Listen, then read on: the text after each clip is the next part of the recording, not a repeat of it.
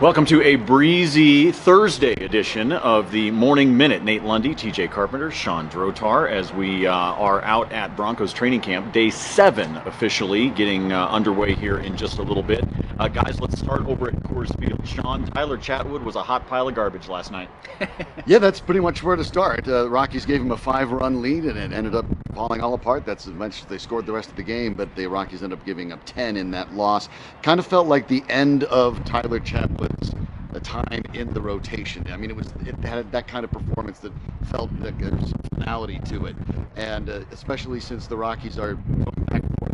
Antonio Santella goes and gives him 3 good innings of relief, enough that maybe you think that there's a switch there going. It's not that Santella hasn't been figured out to a certain extent and might belong in the bullpen, though. So the Rockies are going to have to figure out what to do going forward, but it seems very evident that it's probably time to move on from Tyler Chatwood, at least as a guy that's taken the bump every 5 days. And in the post-game, TJ, he even sounded like that. He started talking about, well, you know, I've been a good pitcher and I've still got a good life. I mean, he really kind of sounded like he was being sent out to pasture.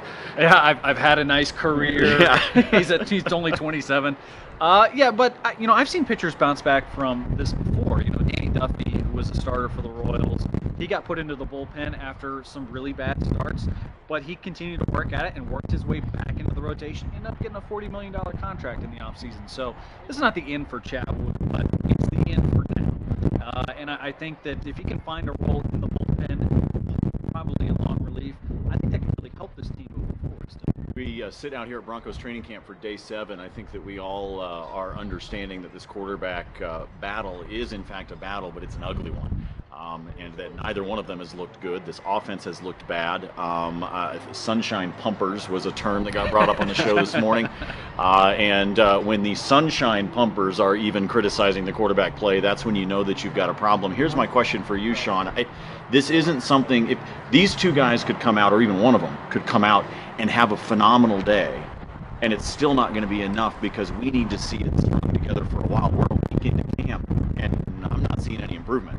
No, I mean, really, the challenge and the idea that it's something about the Broncos defense is keeping these guys from performing, that's not the case, because they're not getting to their second reads.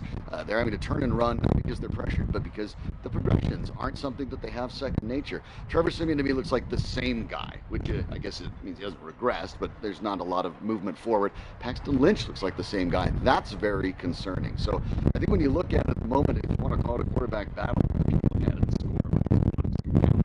it doesn't work like that. At the moment, it's like watching a NASCAR race. Guys can smash into each other, still cross the finish line.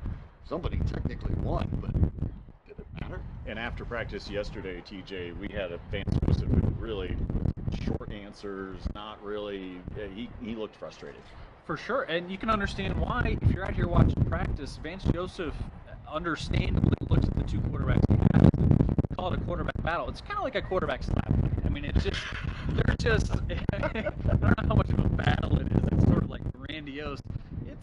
It's looking pretty rough, and I think now, instead of looking at the quarterbacks and saying, what's wrong with the 2 of you, you're looking upstairs and saying, what's wrong with management? Why aren't you making some sort of addition to the roster here? Because clearly you don't have a starting quarterback to start the season, which is, by the way, less than a month away.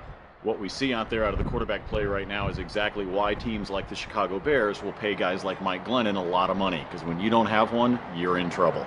We got day 7. We'll be out here covering it for you. We'll, of course, get the recap video with Ryan Green coming up later this afternoon when practice is done. Also, a quick reminder that Shawn will be down at Tap 14 downtown after the Rockies game today, doing the Blake Street Irregulars Rockies podcast. We always invite you to come down, be a part of those in person. You can even jump on the microphone and participate in the podcast if you want to. So the Rooftop Bar at Haters & Co. downtown on Blake Street, Tap 14. That's where you'll find Shawn and the crew this afternoon for the podcast. So you're going to be there too, aren't you? Yeah, that's right. He might even let you rub his goatee if you're lucky. Might even do that. So head on down there. We hope you'll be a part of all of that with us. Back with you tomorrow morning, 7 a.m. on Mile High Sports Radio. But for now, for Shawn, for TJ, I'm Nate. We'll see you.